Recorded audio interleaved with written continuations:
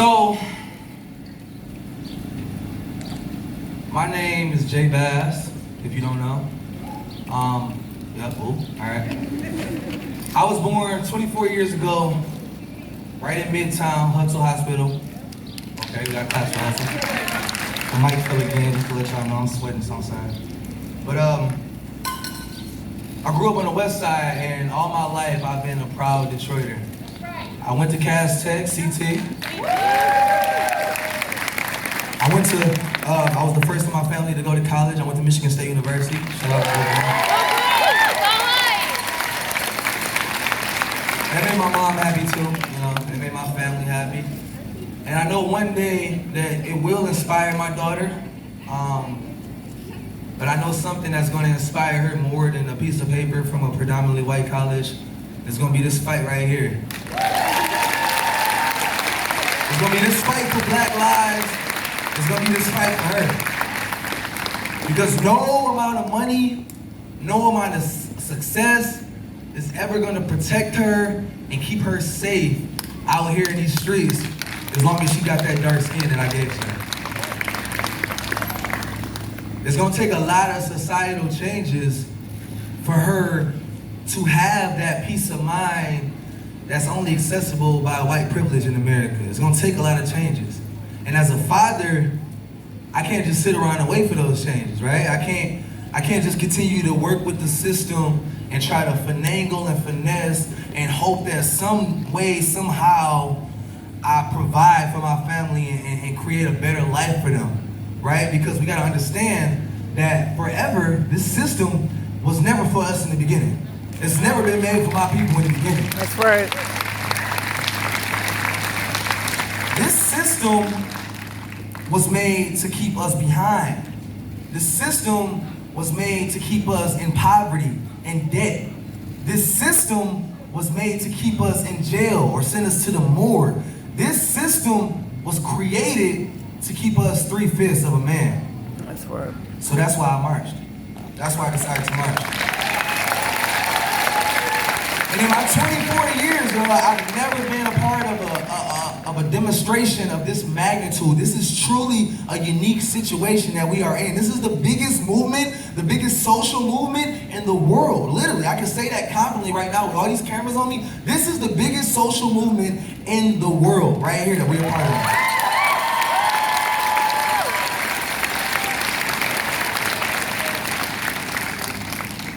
So from the first day, you can feel it. You can feel the love. You can see. I mean, it's y'all. Y'all know it. We was here. You can see the love. You can feel the love. Everybody's here for, the common goal and to demand justice. Everybody's here to fight for black lives, to fight for me. So that's what we did. We stood up and we fought. And we were committed. I was committed. I was committed to making change happen. I was committed, and I'm still committed, to making justice happen. But what I didn't understand at that point is that the leadership of Detroit was also committed. All right? Mike Duggan was also committed. Chief Craig was also committed. But they weren't committed to justice. They were committed to silencing us.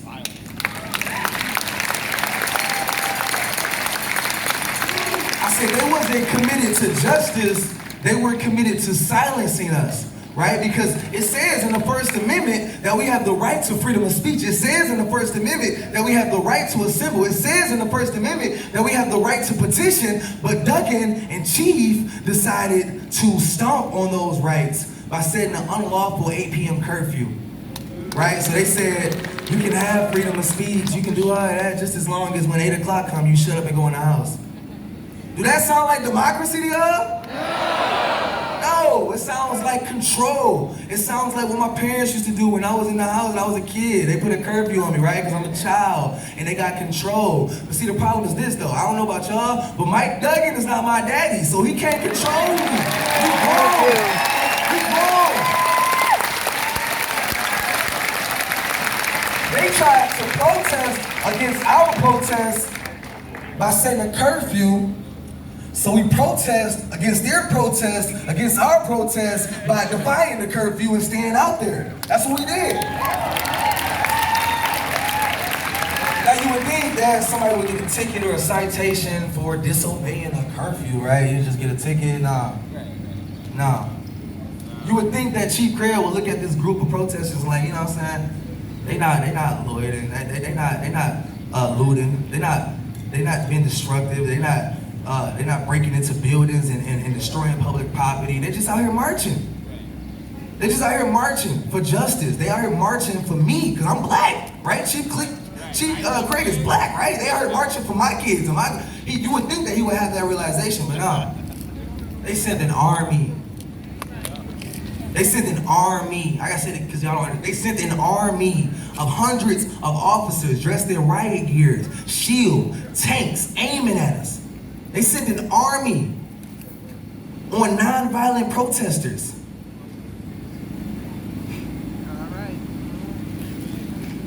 Again, nonviolent protesters. Nobody was armed, nobody engaged, nobody ran. We just stood there with our hands up, praying that they didn't shoot. Nonviolent protesters. So it was at that moment I was actually afraid. I ain't gonna lie to y'all. You know what I'm saying? I know I'm Jae Bass, y'all know me. I was scared. I thought about my daughter. I'm like, in this moment, like I can really die right now in this moment. Like I can really die. It could be some mistake. They can mistake my phone for a gun. They could take my stature and my height and my build as intimidating. Or they could just really be racist and just want to use this as an excuse to take another one of us out. I really thought that at that moment I could die. So I just put my hands up and I walked out the crowd. I was tackled. I saw people getting punched, choked. I saw people getting tear gassed, pepper sprayed. I was tear gassed, pepper sprayed. And they put these zip ties on us, man. And I got scars right here, don't worry, everything is well documented. They put these zip ties on us to the point where our skin was literally coming up, bleeding. Circulation to our fingers were being cut to the point where if I was white, I'd be blue, I'm sure. But my boy Dwayne, he a little bit lighter than me. You can see his fingers were actually red and blue. They threw us in a prison bus, rolled up all the windows, or rolled down, or however the bus worked. The windows was not open. And it was hot, because they were blaring the heat. So we got pepper spray, tear gas, our skin is already irritated. It was what, 93 degrees that day? And they throw us in a prison bus, roll up all the windows, and put the heat on. What does that sound like to you? That sounds like torture. It don't sound like democracy. That shit sounds like torture. They tortured American citizens. Ironically, while we're there protesting against police brutality. What sense does that make?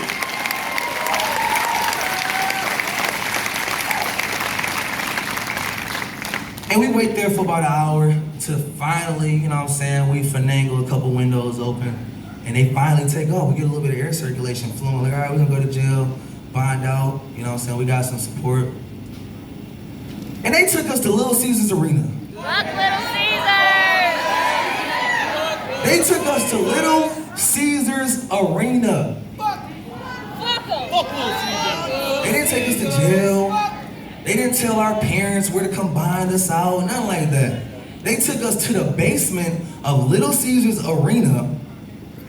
And what really tripped me up about this is that Little Caesars, the leadership of Little Caesars, said they had no idea this was happening. They said they had no idea that hundreds of cops was just setting up shop in their basement. Yes, they did. I call BS. I call BS on Little Caesars. I call BS on Mike Duggan, I call BS on Chief Craig, and I call BS on Detroit right now. I call BS on that whole situation. Here's why. Because the next day, let me tell you how powerful this movement is. The next day, the people, they saw what happened to us. The people, they saw how strong we were standing up for them. The people, they saw how resilient we were. And the people showed up that next day by the numbers. And Hollywood Craig had no choice but to make the decision that he should have made the day before. He had no choice but to use discretion and say, you know what? You know what I'm saying? They non-violent like we were the night before. They not breaking nothing like we were the night before. They not looting like we were the night before. And he chose to not enforce the curfew. which means that he had that same choice the night before.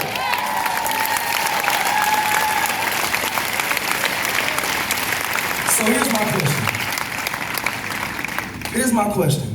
Why? What's the point of brutally assaulting American citizens who are protesting for the right for everyone to just be equal? Why? Why are you trying to silence that? Because we see people who tired of staying at home go to the Capitol with straps, and they basically knocking on women's door, and it's no tear gas thrown, it's no pepper spray sprayed, there's no prison buses. So why us? What's the point of punching us? What's the point of choking us? We had our hands up. What's the point of tackling us? What's the point of the pepper spray? What's the point of the tanks? What's the point of 300 officers? Why? What's the point of sexually assaulting some of the young girls that were with us? What is the point? That shit really happened. And we really need answers. And we need answers from you, Mike Duggan. We need answers from you, Chief Craig. What's the point?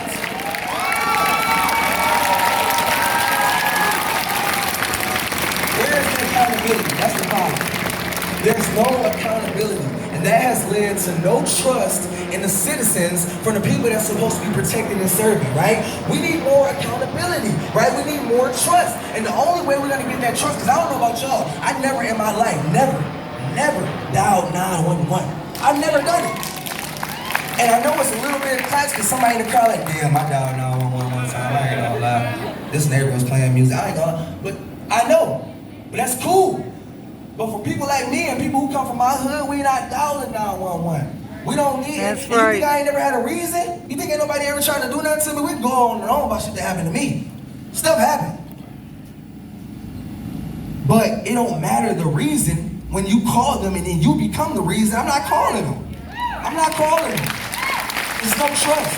There's no trust because there's no accountability. And the only way that we're gonna get that trust back is with this movement. We need more accountability. We need more accessibility to accountability for officers, right? We need to defund the police because 300 million on police and less than 10 million on health don't make no sense. And what world is military weapons and tanks for a Department of Public Safety more important than the health of that city? It don't make sense. So we need answers, Dougie. We need answers, Chief Craig.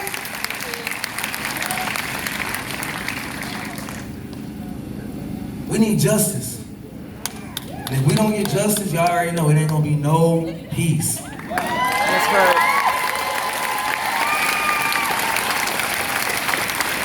So that's why I'm here. And from the looks of it, that's why y'all here.